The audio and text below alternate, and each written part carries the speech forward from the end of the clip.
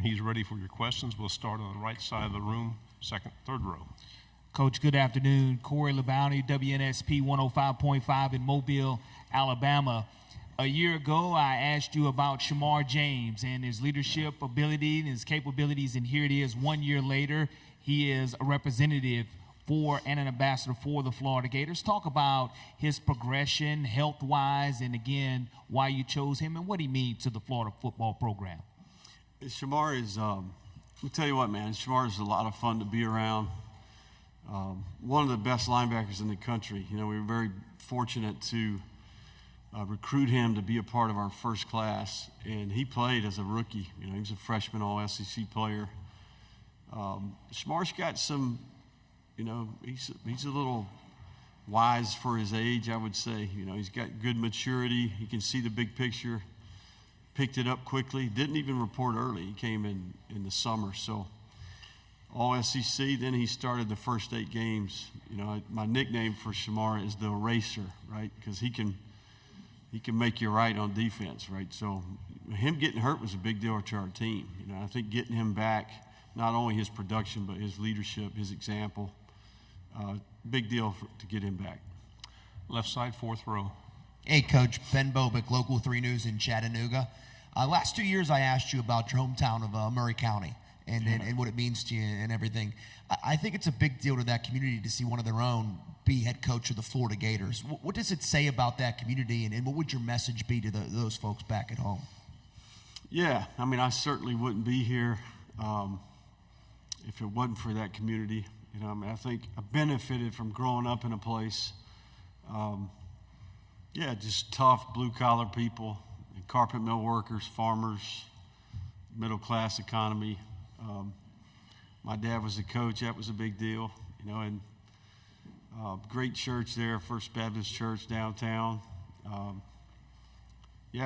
mean, I think we maybe lose sight of that sometimes in life. We benefit from community, you know, and I think ultimately wouldn't be here without them. So, hey, we had, we've had a lot of good ones, you know, so I'm excited to represent that part of the state and the country for sure. Right side on the aisle. Hey, Billy. John Sokoloff with WCBI TV in Mississippi. One of the big fishes you got from the high school recruiting ranks came from there this year, and Kanan Daniels. I just wanted to get your thoughts on him and how you see him contributing to your program.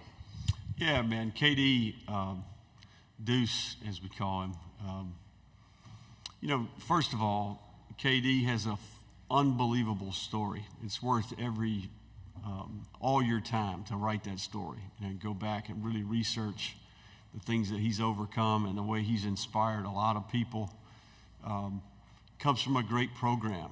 You know, the kid's tough. He knows how to work. Extremely productive. I think 2,700 yards. He was Mr. Football in the state. And KD brings consistency, his positive energy. He's a competitor. He's fun to be around, and he's proved that he belonged this first semester and this summer. So we're excited about KD. He's got a chance to really be a special player for us in the future. Left side of the aisle, and then you pass it forward. How you doing, Coach? Aaron Mukes, WALB, Albany, Georgia. Talk about how Graham Mertz has really emerged as a leader for this team. Yeah, he proved it on the field last year. And I think the way he competed, the toughness, the grit, the way he inspired others with the way he played and prepared. I mean, this guy, he's a professional, man. I can't tell you the level of discipline and detail, the way he approaches things in the building, the way he engages people and treats people. He's the standard. And I think he really took this opportunity of Florida to kind of hit the reset button, all the wisdom and experience from his time at Wisconsin. And, you know, he started this offseason as the proven leader and quarterback of the team, right? And I think that it's been contagious to the rest of the team. He didn't just come back to play another year of football. He came back with a purpose, and he wants to leave this place better than he found it. So it's a big deal. On the right side, somebody? Kennedy Wright with CBS 42. With the SEC being under such a big microscope, how do you handle the sort of expectations that fans and the media put on the program?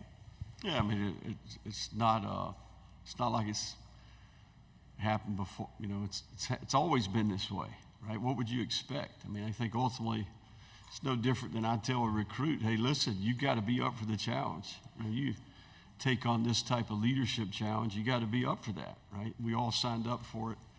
I wouldn't want it any other way. You know, I would tell you, it's even more motivating the longer I'm here and the more people that I meet. And the reason it's that way is because the University of Florida has a significant history. It's been done before there. There's a hunger there to get back and be a consistent championship contender. Now, it's been 15 years, right? So we knew when we took the job that there were issues to work through, there were things to, problems to solve, and we're in the middle of that. You know, a guy asked me a question earlier about being on schedule. You know, I think I used that term. Well, that doesn't mean that we have won as many games that we would like to, or haven't made mistakes. It means that the culture that we're trying to create, the processes, the systems, year 3, the roster, all the things that we've been trying to build over time, I see some of that working. You know, I see that mentality starting to emerge. We live in a society that wants it now, okay? Doesn't happen that way in anything, much less football. So when you've got hundreds of people to coordinate and get all going in the same direction, in today's climate, it's even more difficult to establish trust. And I think we're over the hump. The kids that are on our team now, they picked the University of Florida and our staff, and we picked them. And the makeup of our team is different. And it will be very obvious when we start playing this fall. Left side on the aisle. Dan Peck, ESPN 1067 in Auburn. Coach, you're one of several coaches in the SEC that came from the Group of 5 level, outstanding football in the Sun Belt, other leagues like that. The biggest differences between coaching in the SEC and coaching at the Group of 5 level, and things you learned at Louisiana, lessons you learned that you take to this job at Florida. Say it one more time. You said. So you were at the Group of 5 level. You were at the Sun Belt. The biggest differences between coaching in the Sun Belt, coaching in the SEC, and the things you learned at Louisiana that have been most valuable to you? The biggest learning curve for me was when I left Alabama, even Arizona State. When I went to Louisiana, December signing period began, right? So that evolution of the Power 5 level of football and the pace of recruiting, the sped-up evaluation process, the June official visits, right, how that affected the entire workflow and structure, that was the biggest learning curve. At Louisiana, we didn't have an official visit in June. You know, we did everything postseason. So the sped-up evaluation process, the pace of recruiting in that first cycle, kind of recalibrating our workflow, the job descriptions. But listen, we've recruited well, don't get me wrong. But that was the biggest learning curve. On the aisle in the back. Dennis Delapena at the Fox affiliate in Austin. Coach, you have Texas on the schedule. Just some initial thoughts on the Longhorns and what Sark has built up in pretty short time in Austin. Yeah, no, Sark's got nothing but respect for Sark. Having worked on the same staff as him, you know, he's extremely bright. He's always done a good job offensively.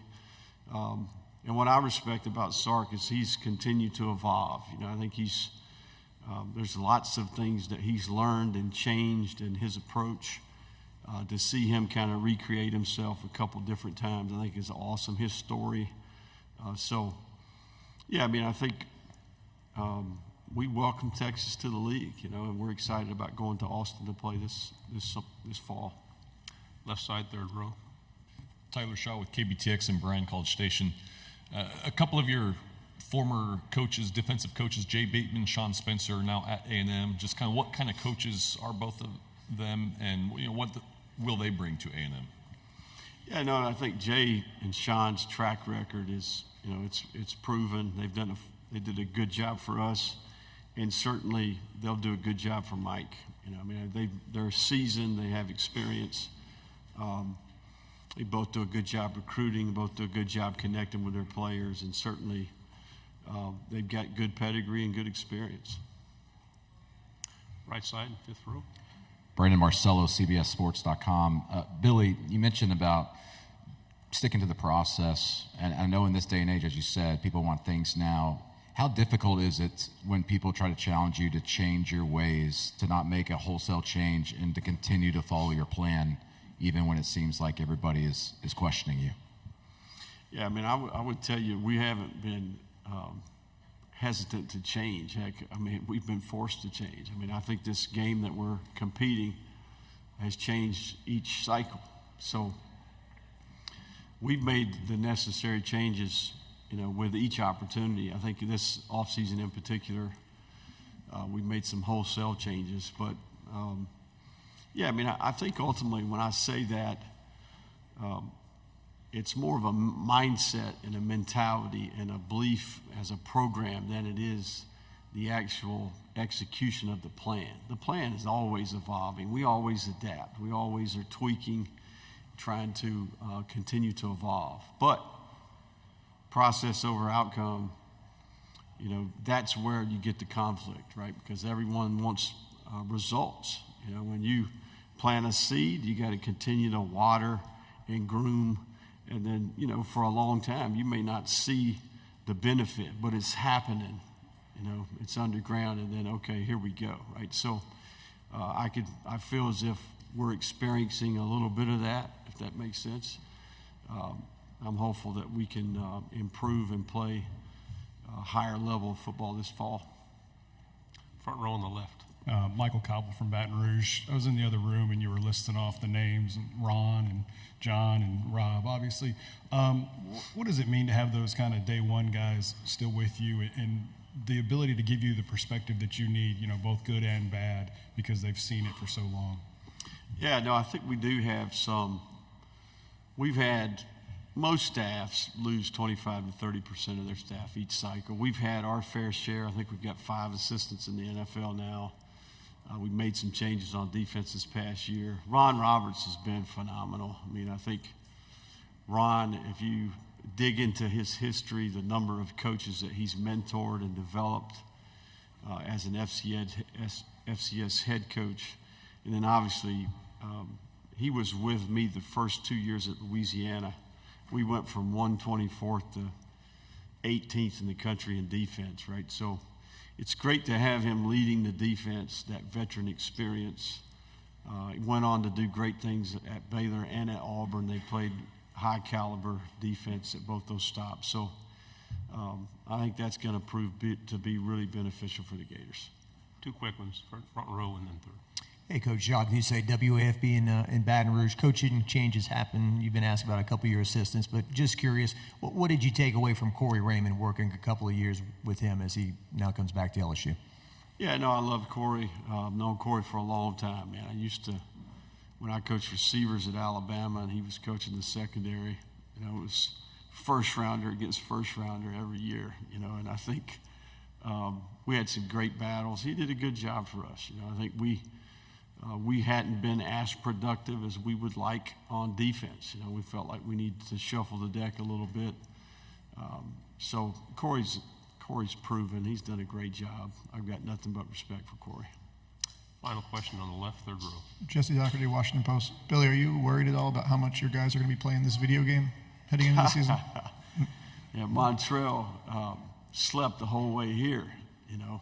Well, not the whole way, but he admitted to me, he confessed that he was up until 2 a.m. last night playing the game. So, yeah, I'm going to tell you something. We had Monday, we've got a relationship with EA Sports, and we had early access to the game. You know, we had our team in our Gator room. We broke our accountability teams up into a bracket. They had to select 2 players to play for each team, and we had 4 stations set up. We had pizza, we had wings. And, man, I'm going to tell you, you talking about compete, you talking about energy in the room. I mean, it was the craziest thing I've ever seen. So it was a lot of fun. You know, I think our guys had a lot of fun playing the game. And it's cool to see them. It had to be Florida on Florida. To see them playing with guys that are in the room, guys in the room make a play. They're going crazy.